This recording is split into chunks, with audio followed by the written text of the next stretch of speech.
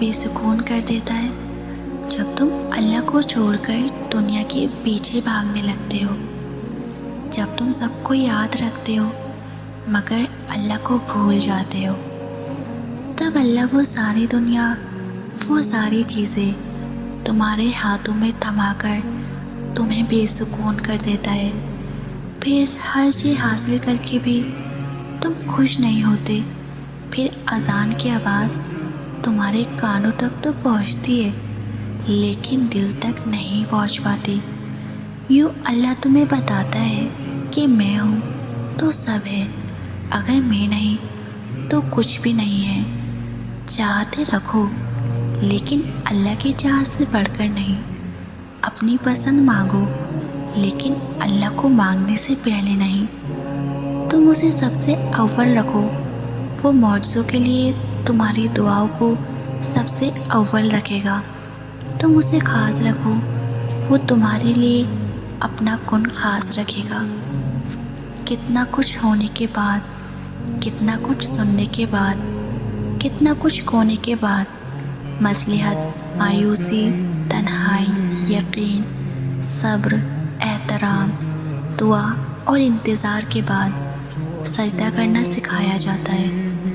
میں اس سجدے کو بیان نہیں کر پاؤں گی جب انسان آخرکار اللہ کے روبرو کھڑا ہوتا ہے۔ وہ سجدہ اتنا تکلیف دہ ہوتا ہے کہ دل چاہ رہا ہوتا ہے کہ ابھی میں سجدے میں گروں اور روح پرواز کر دی جائے، اور اس وقت کا منظر الفاظوں میں کیسے بیان ہو سکتا ہے؟ جو اللہ سے ملاقات کی جاتی ہے، ندامت سے بھری آنکھیں اور شرم سے بھرا دل اس کے سامنے کھول کر رکھ دیا جاتا ہے۔ آنکھوں سے رواں آنسو اور صبر کی کیفیت سنائی جاتی ہے، جب نہ دائیں جانب کوئی شخص ہوتا ہے نہ بائیں جانب۔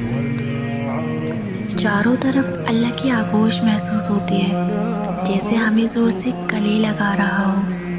جب الفاظ کے لمبے جملے بھی ختم ہو جاتے ہیں اور خاموشی سے روح لرز اٹھتی ہے، جب دعا کے لیے ہاتھ اٹھانے کے لیے بھی ہمت نہیں رہتی، بس پھر اس آخری مرحلے پر پہنچ کر رب مل جاتا ہے، تب دل کہتا ہے یا اللہ، میں بڑے حادثوں سے گزر کر آیا ہوں یہاں، میں نے صبر میں کوئی کمی نہیں کی، تو اب مجھے بھی صلے میں کوئی کمی نہیں چاہیے۔ اب مجھے بھی صلے میں تو چاہیے، صرف تو چاہیے۔ پھر وہ مل جاتا ہے اور سب کچھ مکمل ہو جاتا ہے۔